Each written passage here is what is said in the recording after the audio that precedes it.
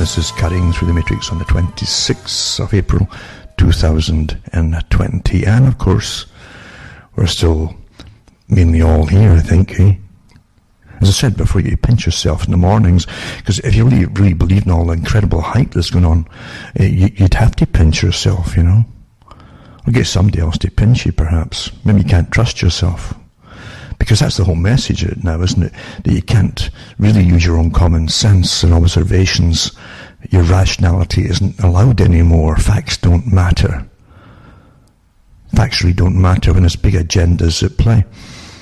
And I've lived long enough and through enough big agendas, or parts of the same long-lasting agenda, actually, in different parts, part 1, 2, 3, etc., to know that there's a massive agenda, pre-planned, getting ran through right now. I'm sure most of you already know it too. You can always tell when there's a big agenda on the go, because it's generally the same agenda under a different guise, a different excuse to ram it all through.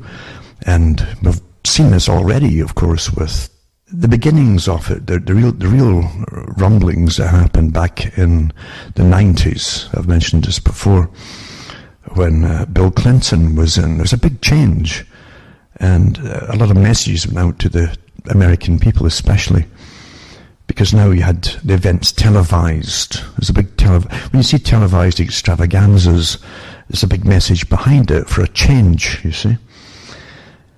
And I can remember a lot of folk getting shocked when the Oklahoma City bombing went off, and nothing made sense again. And of course you had different explosives experts on different shows trying to figure out how this particular kind of blast came from a fertilizer bomb inside a van, I think it was, supposedly parked outside of it. Whereas the direction of the blast just didn't seem right at all. And it took them, I think, a couple of years before they found a part of the van to prove there was a van there. And it was apparently lodged between two buildings. They hadn't noticed it before. But this is kind of stuff that goes on. But out of that, it was so interesting, because you see that Bill Clinton had tried to get this anti-terrorism bill through back then. And at the time, they didn't have all the wars on the go, you know, now it's normal. I came out along with the new normals. I came out with the phrase, and of course everything's getting new normals all the time now. And it didn't make sense, this whole Oklahoma City bombing thing, especially when it's true enough the characters in it had much the same names as the characters in a book. And the getaway guy was caught eventually in a car with similar things on him that found in the car too, according to the characters in the book. It was like a script, really. And then we find out too, sure enough, the CIA, I think it was Clancy, some of the books came out and admitted that years later that they handed a whole lot of books already written by their teams for this publication, actually, under someone else's name. So, yeah, you're living through incredible times when you have such manipulation. You can't fathom it. It's just overwhelming, really, when you start digging into it.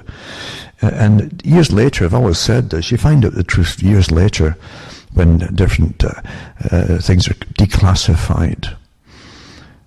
Very important. If you live in a free society, which is an awful joke, of course, but if you lived in one, or even a democratic society, which is a part of the awful joke, then you would obviously have the data at the time. You couldn't keep stuff back from the public. But of course, the whole point of government is to keep everything back from the public for as long as they can.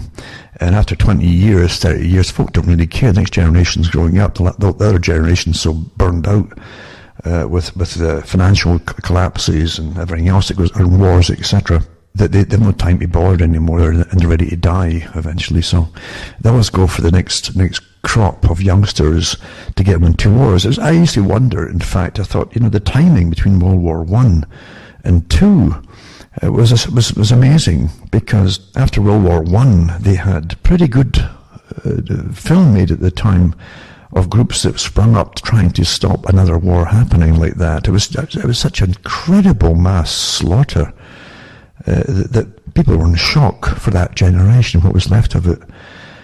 And these little cenotaphs went up in every little town and village across Britain with all the dead. Sometimes whole families were wiped out. Quite common for the men to get wiped out, father, sons and uncles and so on. So it ended supposedly about 1918. But really, within 20 years, with another crop of young bodies to fill the uniforms, they have another one. You couldn't really plan this any better. And of course, the second war, and the top journalists of the day, the ones that were still honest enough anyway, who attended the Paris conference and to do with the Versailles Treaty and all the rest of it, and the divvying up of all the losses and putting it all on the backs of Germany. The top ones said, the top writers from the Times and different papers said that this will probably lead to another war because Germany will have no option but to fight its way out of it. In other words, they collapsed and starved to death if they, And if that wasn't prophetic, I don't know what was. But again, 20 years later, you get the same thing happening again. Didn't have to happen. And there were a lot of different people, even in the House of Lords in Britain, that said you got to just forgive this debt and write it off and write the experience, for the experience that you had of what happened. And the terrible disaster and suffering that caused. So, of course, that was thrown out the window, and the big bankers got in the act. And again, the good movie is quite good in some ways, but you've got to get the book too, the non-fiction book of 19, of what really happened. Because they did actually put a bunch of bankers in, they brought them in. I gave the reins to just go to town and divvy up the debt, and no doubt for a lot of it came their way as well, all the rewards. But everything's so corrupt. In human societies, you can't get truth really. If you did get truth, I was going to say pigs might fly, but again, with the genetic engineering, who knows what they'll come up with next. But however, again, it's just astonishing to watch all these incredible wars, and you can't. They go on about conspiracies. When you see what the lengths that governments go to get the public riled up to go to war, it's no different in this COVID idea. Massive. Again, Carol Quigley went through the records from the group that is behind a lot of it, the Royal Institute for International Affairs - Council on Foreign Relations group. And if they're private, he was a historian for their private collection of true histories. They have their own version of it because they've been so involved, all the way from the Jamestown raid, which they rigged for South Africa, and the Boer War came on. They've been behind so much of this kind of thing in creating wars to get change, planned change. And if that isn't a conspiracy, I don't know what is. And Quigley published a lot of the stuff in Tragedy and Hope and in the Anglo-American Establishment book. He went to town on it and let a lot out of the bag. And he was all for the whole thing, the idea of creating wars to get what you want for a planned future, you see. But he did go through the scenario for bringing on World War II when the Royal Institute for International Affairs - Council on Foreign Relations group and Asian Pacific Council group, because they have the groups for every block of the planet, the blocks they created in regions. And they said that a board meeting with all the big moguls who owned all the media at the time, they're all part of it in London. And they decided that the only way to get the public on board, they're so lethargic and weary of war after World War I, and of course the Great Depression, right? There's just a continuation of it, and it was part of the problem with it too. Wars create incredible debt. So they said, what to get the people on board, but by terrifying them. See, terror is a great I mentioned it before, years ago, like the 90s, the talks on terror, and how it's used to get the cattle running and stampeding. And once you're doing that, you get a few horses in the front with riders on them who can steer the direction of the herd. And if you let them rest for a minute, they'll want to stay for a while. So you keep them panicked and keep them running in different directions, but you decide where they're going to go. That's how the simple technique is. You're all going to die, and everyone loses their sensibilities. You see, happens all the time. So for World War II, the group met in London, the Magnets and Moguls and all the rest of it, and the media barons, and they decided to terrify the public and tell them a lot of lies. And that's why everybody in Britain had to have gas masks. They were told, first thing, that Adolf was going to come over and gas you all to death. And they had massive stores of gas all made up, which is all a lie. They knew it was a lie, because Germany too was under incredible observation all the time from after World War I, and terrific inspections that you wouldn't believe. And the old idea of treaty, etc., as it went through all these disarmament projects, etc. So anyway, they would terrify the public, and there's massive air raids would come and kill everybody. And they're going to come in and sterilize all the males. And naturally, the males weren't too happy about that one. And they stopped digging the trenches in London when they heard that news, because they said, my God, maybe I should gird myself or something. Or should just dig the trenches, you see. And of course, what were trenches if you're going to get bombed from the air? They didn't stop to think about that. They were so terrified. But they paid people to do all this work. You see, you always get people in the front. You get the public relations experts on board, and you put them to task with plans. And you'll find the same thing's happening today with all the dancing folk at the hot. I've got nothing better to do than dance. Is that do you really, are you swallowing all this stuff here? Hmm? And they must get a terminology of war going too when you terrify the people. And so you get you're all going to die. And immediately they point to the enemy, the culprit, you see, getting you ready for it. And out of at that time back then, you didn't have much in the way of news except the radio, apart from the newspapers, but the radio was your form, not television so much in Britain. And you found that they would bring on people who were spokespeople from the military, and people who are still in the military are getting well paid to give out propaganda, what the terrible things are going to happen, blah, blah, blah. And as soon as they say that, and Hitler was quite right, Adolf Hitler, he said to get the people on board to follow the party, the Nazi party. He wasn't creating a new idea, it was well understood in the revolutionary circles. He said that you must terrify the public. The communists did the same thing. The communists would terrify the public, and any aid coming to the public, like food or anything, for the poor, was to be cut off. And they'd even kill the people delivering the stuff in the communist countries, because they wanted a revolution. So you must get everybody as miserable as possible to take part in it. If they're getting fed, they're not so miserable, you see. And folk never stop to think of this kind of thing. That they just see that the initial results, which are the faces and the stories, you're all going to die. Yeah. And they're going to, you take that little thing that they generally use for the male cattle, and that's what you're going to get in Britain and elsewhere. And the people were not too chuffed about that one. So, they went to the digging the trenches, and they admitted in their own records, and Quigley said it too. He said this is all bogus, to terrify the public, to get them on board in preparation, get them psychologically ready to obey. If you're running in fear and a whole bit, you'll run right into the military when you're told to, and that's really what happened.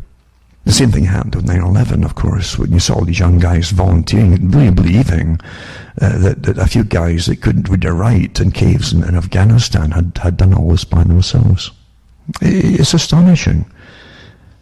And getting back again to Bill Clinton and the Oklahoma City bombing and the big changes that were happening then, he tried to get through this Emergency Terrorism Act, and they had a meeting in the Congress 2 days, I think, before the bombing or something, and it was turned down. The people didn't want it. It was against the Constitution, all the rest of it, the incredible powers it would give people to look into everybody's lives, and the wars hadn't started yet. you see. Although Bill Clinton and his whole reign there had been setting off every day so many, maybe a dozen cruise missiles into parts of Iraq non-stop, all over the place, and that became just another new normal too. So they were trying to get it all going. They knew it was going to come because they kept goading and trying to get it going. So anyway, you had the Oklahoma City bombing, which was exactly what the FBI had been prattling on about, because the FBI and a few other so-called watchdogs, private groups that are very incredible self-interest and very powerful censor groups, were blaming militias at the time inside America, and a big threat they could be, blah, blah, blah.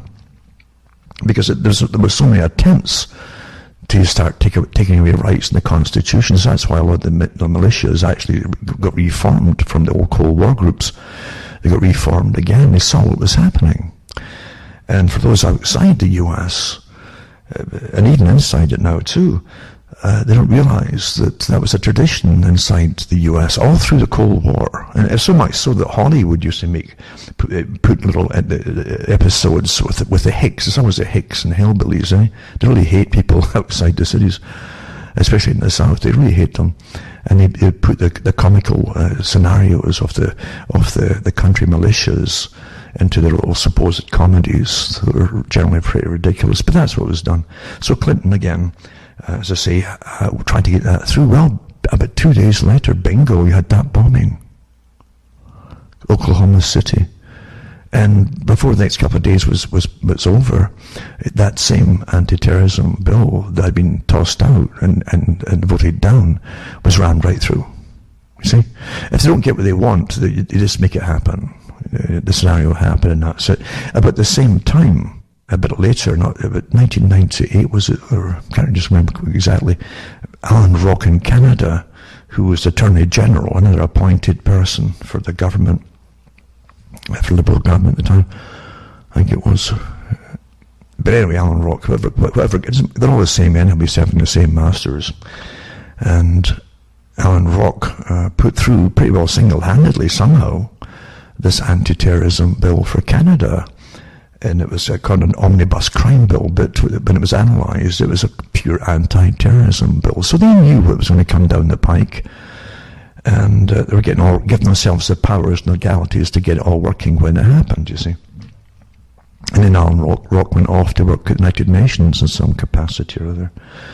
It's amazing to watch these characters that get, I don't even know if he was voted into anything. He was always appointed. Most of the appointees are technocrats. That's the names they're given, technocrats.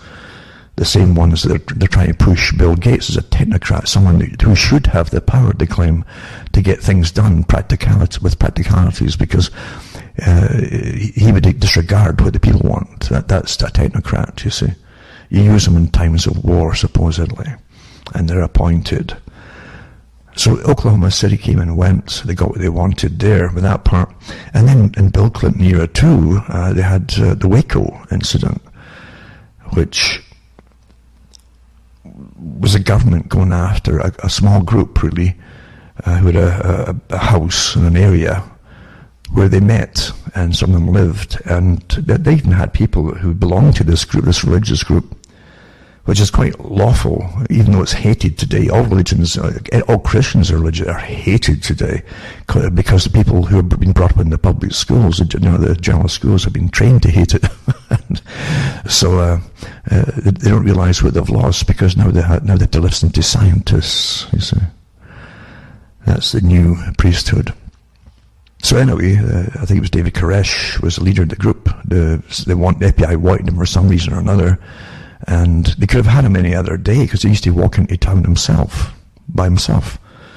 But no, they wanted a big show for the public. The cameras ready. They even trained a group to SWAT him, and a FEMA group, I think it was, an FBI. And they went in there all gung-ho and smelling the cameras and the whole thing to see their pictures getting taken.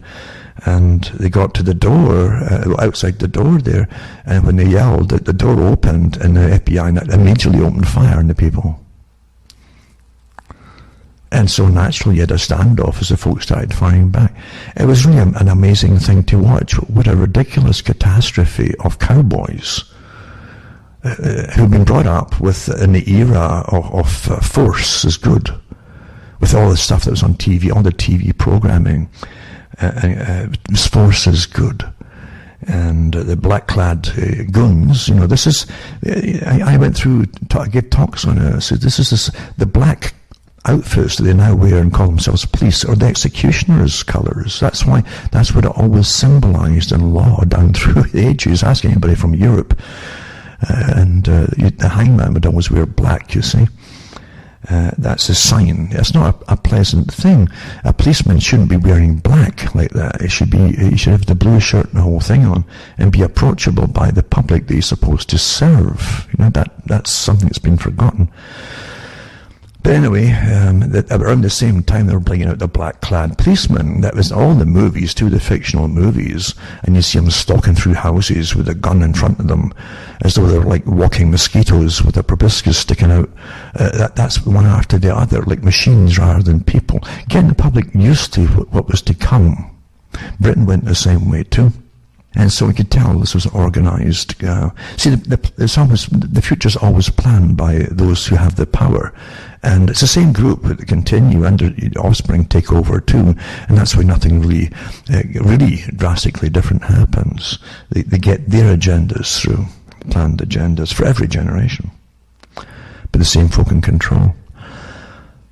And so I did the talks in it then too about the Waco thing. And of course they had a big massacre the people. They brought tanks in as well and with flamethrowers and burned the place down too with lots of people in it and children on the orders of Janet Reno at the time, this strange looking character. She was like a kind of a female version of Lurch in the Addams Family. I'm not kidding you. I mean, this person really seemed to hate humanity. The media tried to praise it's a great thing, and you saw as the fire was burning and the tanks were running around the top, so in case there was anybody underneath there, just flattening anybody who was maybe still alive. This was all on TV and filmed. You saw a big ring of these black-clad agents around the fire, bowing to it. Very, very symbolic of the occult, of course, naturally, which most of the public are not quite aware of, unfortunately. All on film, though. So that was the planning. And at the same time, too, they went after another couple, to some guy that claimed was in some kind of white religious group. I don't say supremacists because I don't really think they're supremacists at all. I think there's so many threats about people now from different ethnicities that every ethnic group has got their spokespeople, and I don't see why those white folk should be any different. Why should they be? And the white Christians too. It's up to them. And in the US, they're allowed their religion, or supposedly. But again, that was a big move towards coming down against religious freedom for Christians' sake. It doesn't matter how weird they might seem to you, or different, or whatever. The fact is, under the law, they're allowed it. And if they're going to kill you, then something's happened to the law, obviously. And the message is loud and clear to people. And because of that, these events, the militias got their backs up. So something's going on here and all these black-clad forces wearing combat gear going out against the public. Very symbolic indeed, very, very scary scenarios. In Canada, they tried to introduce it more easily, in a sense. Initially they had cops dressed in military combat gear, but wearing the green type camo. And they'd have little things, they were rushed out into Toronto and so on, and you see these guys with their MP5s and so on, and but the green gear on, and smiling for the cameras and posing and all that. Get used to this. Get used to this. And people say, why? What's going on here? There's no terrorism here. But that was all that's how they introduced it in Canada, with lots of publicity and apparently like they were responding to fake shootouts and stuff, and they'd all be there and yada yada yada.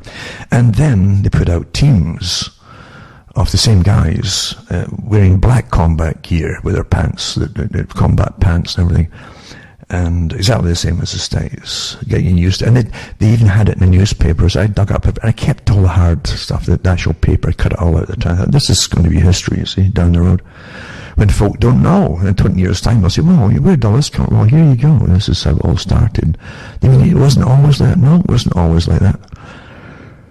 And so that teams of Germany, 4 cops, dressed in their smart new battle fatigues, in the combat boots, all dressed in black, all smiling, just like guys. Maybe they even were, got morals, who knows?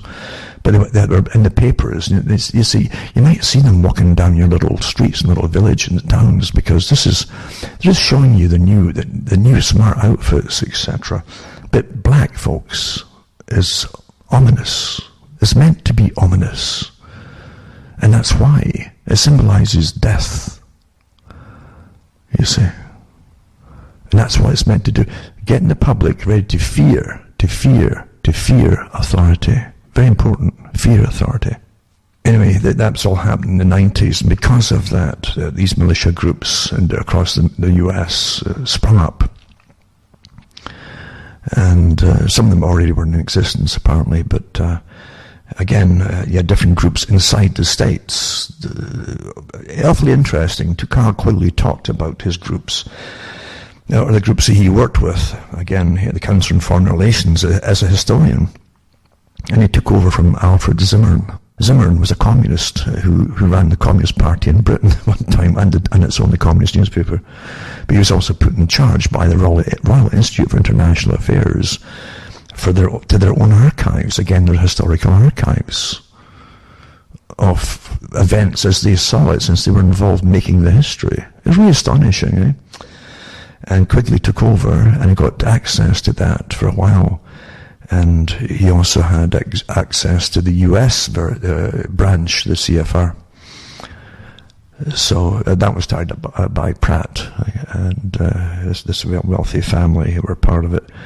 And of course Rockefeller was a big part of it too, and I think chairman for a while too, and then vice chairman, and also they started up the trilaterals eventually as well, but in the 1970s or so, the trilateral commissions. I know they first got prominence with Carter, but I'm off the topic, I'm just prowling here.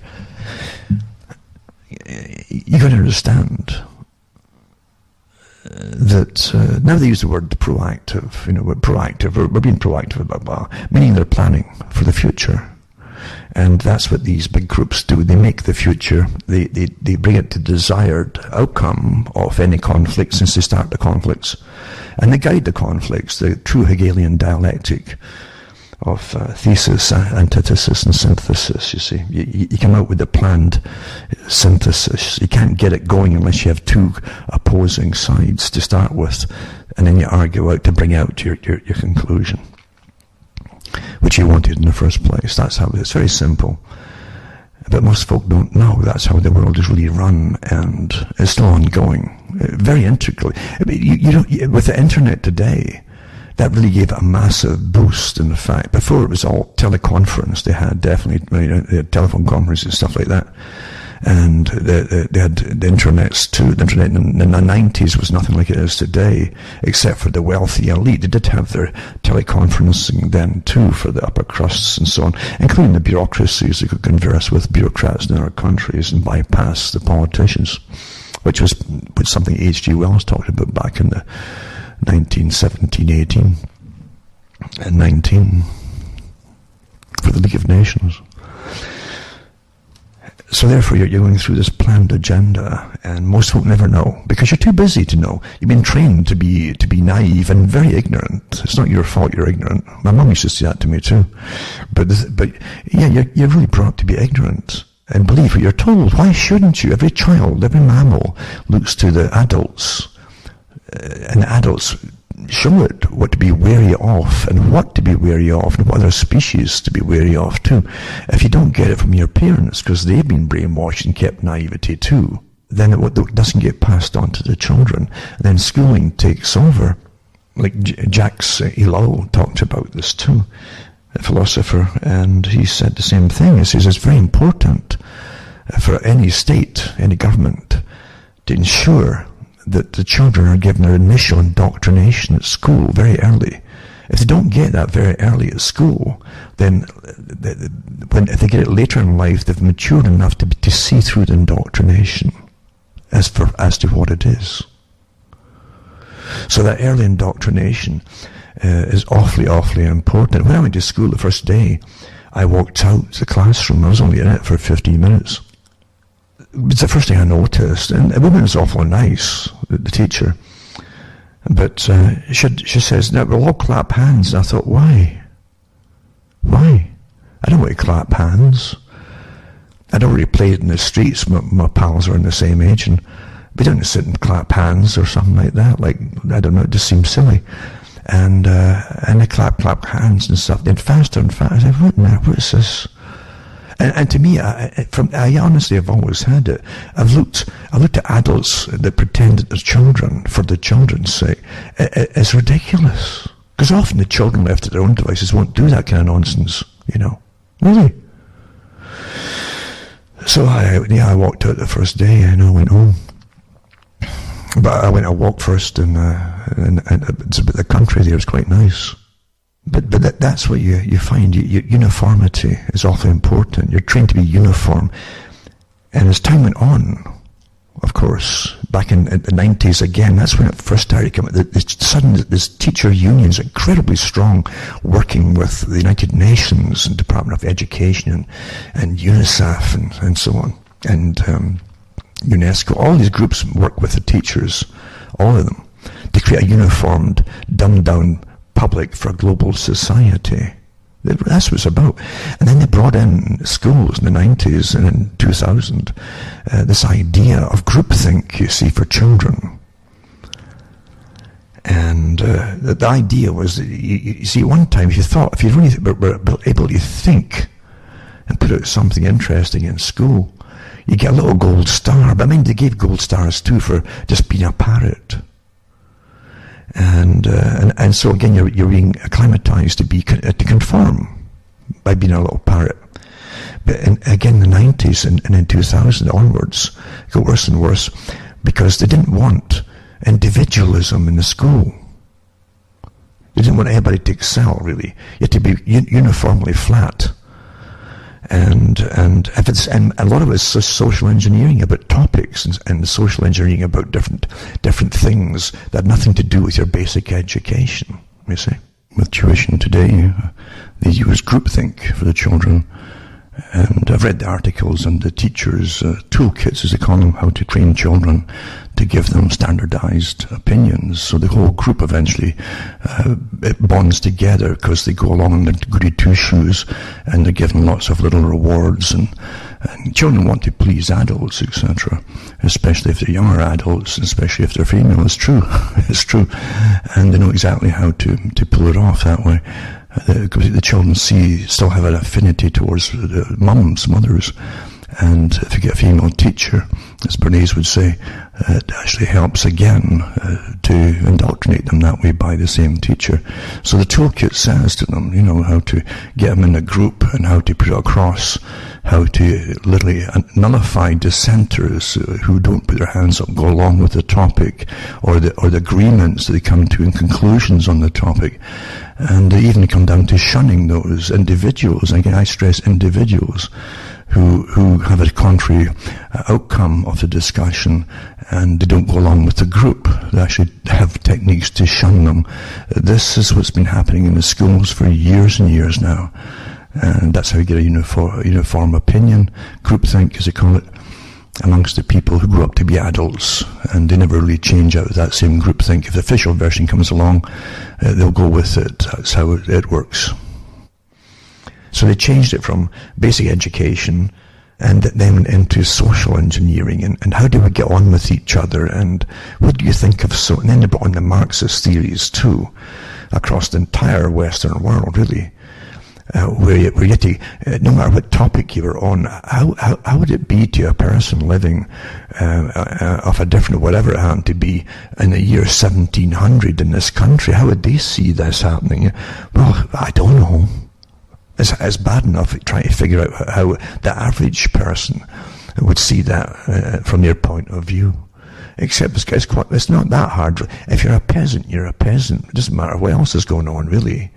And if you're a peasant, you really don't give two hoots about somebody with a little different whatever it happens to, because you're too busy trying to survive.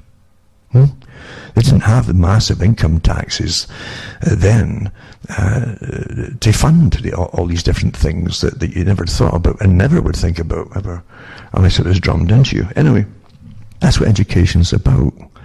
And then you give histories used to be nothing but dates, times, and generals, and who won.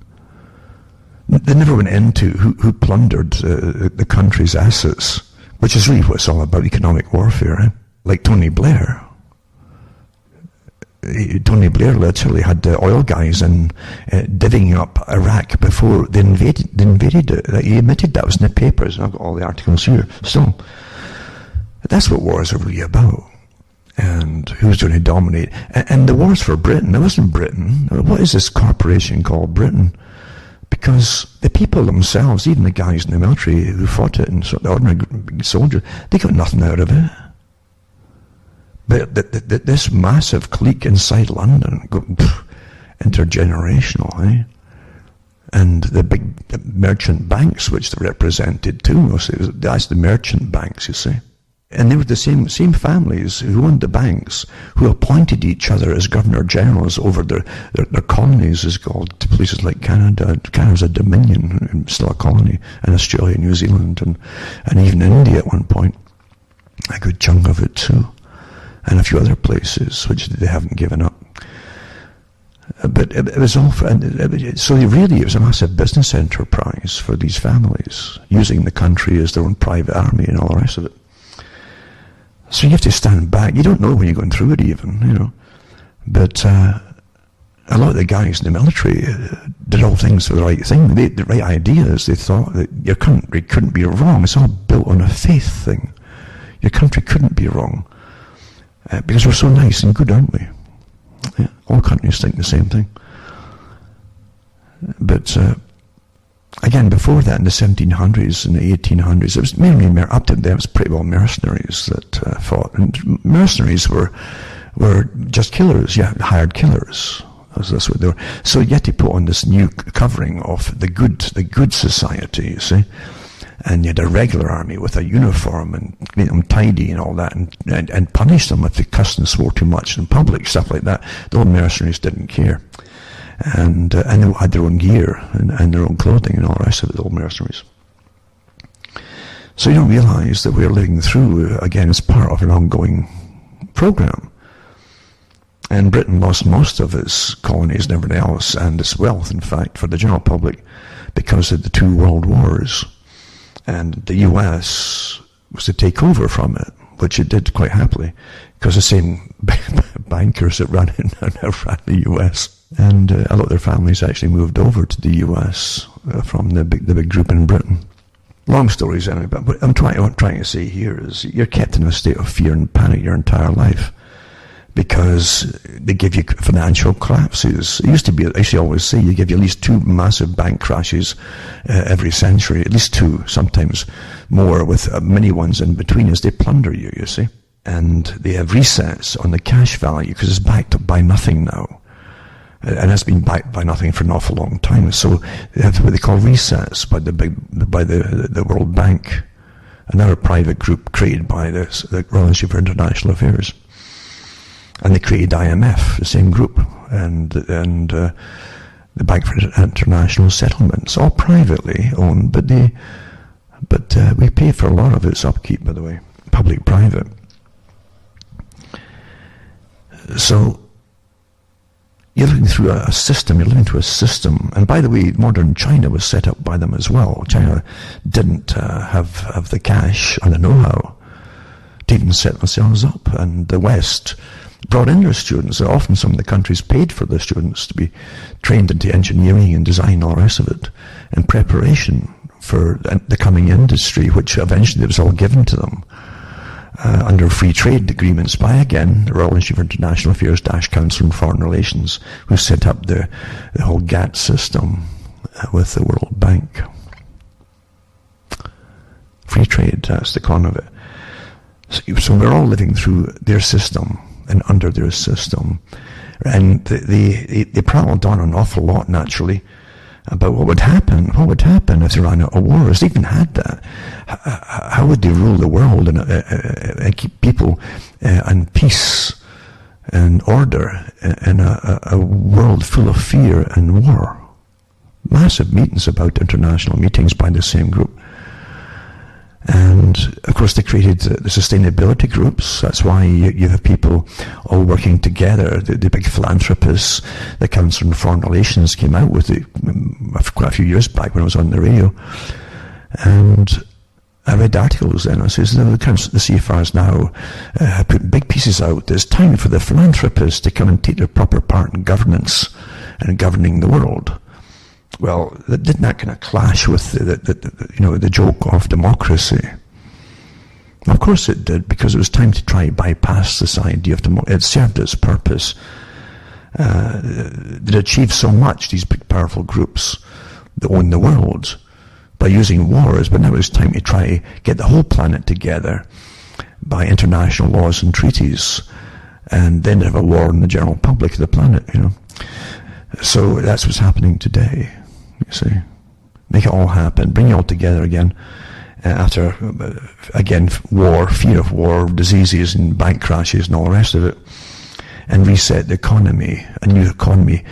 The Maurice Strongs of the world, who worked for the Rockefeller Foundation Group, and they're all globalists, remember, they're talking about the same one bunch of globalists who own the wealth of the world. They own the big tax-free foundations that are multi-trillion-dollar enterprises that fund all the NGOs out there, these myriads of armies of non-governmental organizations, and give tremendous wages and salaries to the leaders of them across the planet to shape society and the direction that the owners wanted to go.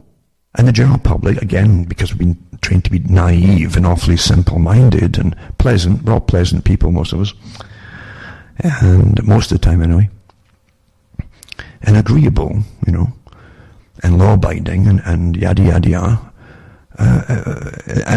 used to, up until very recently, have work to go to. And when you had work to go to, you had a purpose. It gave you purpose and routine, and it made you feel a bit independent. You'd watch a good chunk of your wage getting taken off you to go and pay for all these NGOs and things and all the other parasites that live on you. But on the whole, folk would give them a sense of responsibility or a feeling they were in charge of something, even their own routine and income. And that's been taken away from you now.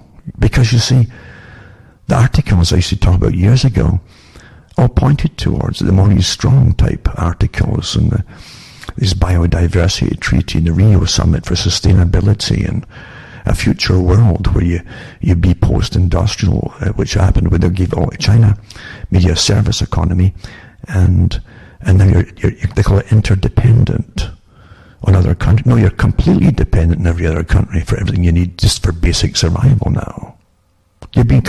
This is total war. Your ability to defend yourself, even feed yourself, has been taken away. That should be called being conquered, folk. Have you figured it out yet?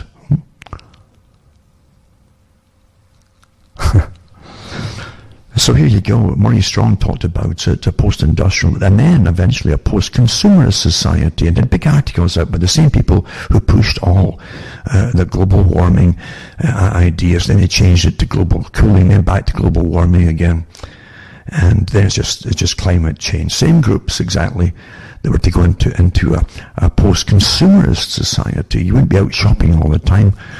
In a post-consumerist society. Well, guess what's happened, folks? Can't you tie things together? Same groups who are bringing through the same agenda with your all going to die idea, and who are fudging all the figures shamelessly, because you see, they must get this through. You're not supposed to ever go back to any kind of normalcy. Because you wouldn't listen to their sustainability thing, you see. You wouldn't just allow yourselves to be ruled by local officers of the new type of KGB or Stasi and be guided by experts who would tell you how to eat and when to eat it and what to do and blah, blah, blah. Well, guess what you're doing now, folks? You can't go and shop. You can't go in this. How long have you been out there? An hour and 5 minutes. Here's a $2,000 fine. Well, I'm a slow walker to this grocery store. That doesn't matter. Then they go through your stuff. That you bought something that was non-essential. You got yourself a chocolate snack. What a crime, eh? And you're treated like a little child by idiots. Idiots. And don't you think, for instance, these guys who are dressed in black, who are treating you like a child, are not the same characters that I used to talk about would put you in trenches if they were given the orders, folks. Remember the Milgram experiments and things like that, Remember? Oh, they'll do it. If someone gives them authority, if someone in authority tells them to do it, they'll do it. That's been proven over and over with all kind of testing. Don't think it's different today. Don't think that. You got to look at some of the authority figures they've rammed out for us all to obey. And they're all the same, by the way. With the same agenda at the top. I mean, they've all been hand-picked and sworn into it like a little club, or brotherhood, or sisterhood, or just a hood. Huh? Have you noticed that they say exactly the same thing as each other? They say exactly the same thing as the World Health Organization, which is part of the big communist control system on behalf of the rich of the world. Because Quigley said that. He said people often accuse us of being communists at the Council on Foreign Relations and Royal Institute for International Affairs. He says because we have members who are communists, members who are fascists and dictators. We don't mind, he says, we bring anybody on. Because you see, they're all on board with the same goal. And they all seem to benefit mightily from the same goal, mind you, no matter what they pretend to call each other. But that's what you do. Now here's something you've got to get through your heads. The techniques are used, like 9/11, They get together in their little quiet rooms and they decide on what they're going to tell the public. It's all written out for them by teams of guys who worked for marketing companies. So they come out with weapons of mass destruction. And one after another of these people in these meetings, the politicians and the little higher clique, you see, they're interviewed by media as they're walking past. Well, they say, well, I can't speak about it, except the enemy are using weapons of mass destruction. You see, weapons of mass, and you hear over until you're sick of hearing it, because they won't tell you anything else. Because they've all sworn, and I mean sworn, and you better understand that the high groups, so they are just like the high occultic groups, when they swear on something, it's no different when the Masons swear on something. It's the same thing. You take that to the bank or the grave. And they all swear together on it, this is what you'll tell the public, and without an exception, they'll say exactly the same thing. So you're not talking to an independent representative of government on your back. You're talking to a robot, folks, who's sworn to. Well, it's the same thing when you go into this thing right now that heads the communist guy, the head of the World WHO, and he is communist and very well looked after by China, by the way, and always has been. But he's communist, he's not a doctor either, and he's telling you how to behave, what to do in the whole bit. And they're talking with this authority for obedience, just obey them, you see. And of course he knows all the other groups in the CDC and so on, and the National Institutes of Health in different countries, and they all have the same parrot line. And the ones they come on TV, they're making stars, all say exactly the same stuff, just like weapons of mass destruction.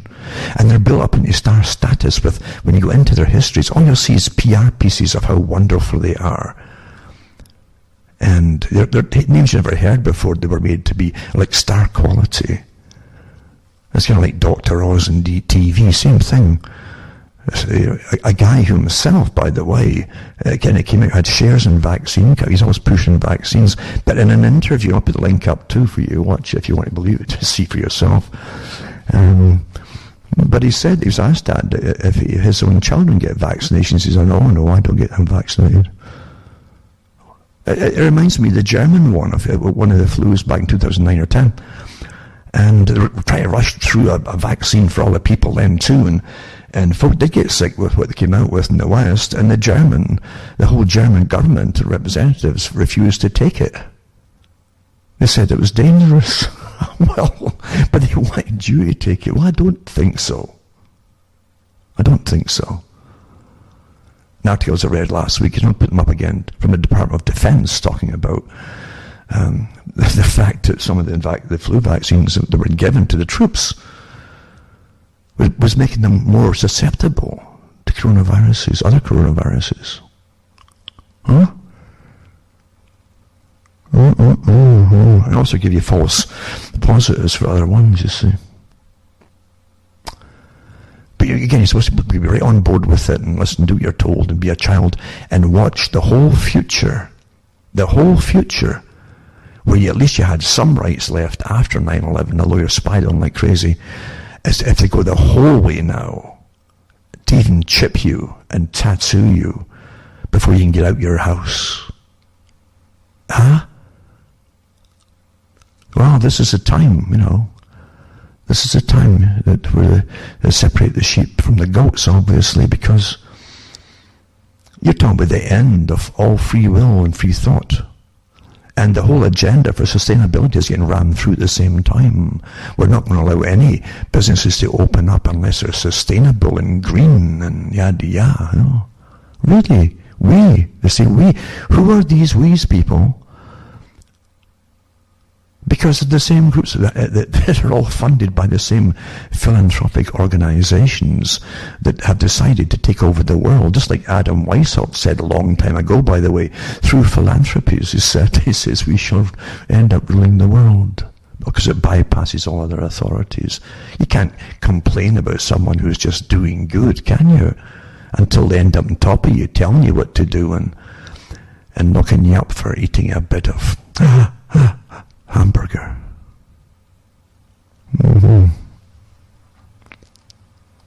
But then again, you can always lie when they catch you eating that little bit. It's Canada, it's tasteless anyway, mind you. But you can pretend you get a little imagination in Canada. We have better imagination than they have in the States. We would imagine all the time it's really good meat, if you can get it, but you can't anymore. But you can always say that you're a scientific Stasi, you see. That's what it is a scientific Stasi now. Monitoring everything you do, say, think, or whatever, or you're going to think even, according to the predictions of Facebook and others. So we can pretty well tell what they're going to do, or think, or say, And then they tell you go and vote. Well, if they already know you're going to vote for, I guess you can just do it automatically. We should probably do it anyway. But yeah, like your scientific Stasi. And say, well, that was natural meat. It was grown in a lab, one of these lab meats, like they make in Holland there. They had big money for growing this synthetic stuff in a lab. You see, lie your teeth off. You see. And then again, if they send it off for testing with the same test they're using for testing for the COVID, they won't know if it's positive or negative. If you're telling the truth or not. So there you go. Now, before I get really rolling along, I should remind you that you could help me out too by donating. If you go into cuttingthroughthematrix.com website, very important to you list all the official sites that I have listed on the cuttingthroughthematrix.com website.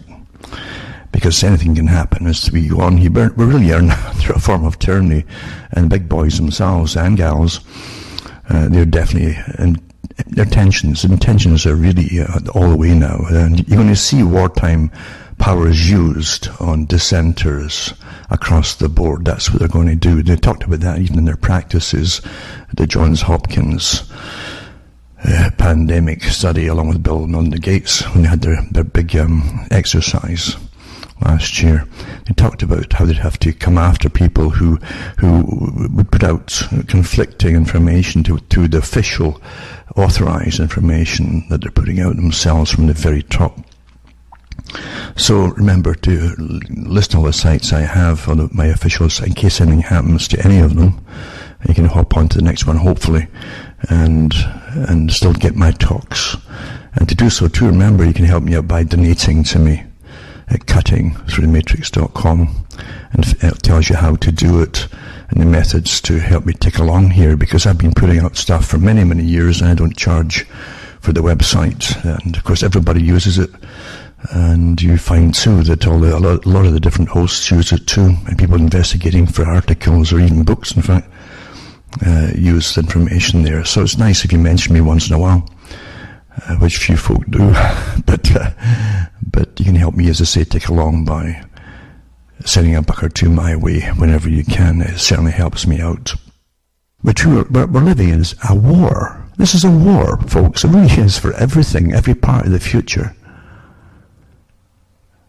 Worse than any other war we've ever had before. The scientific tyranny that Bertrand Russell said that he would endorse, and he hoped to, out of all the tyrannies for the future.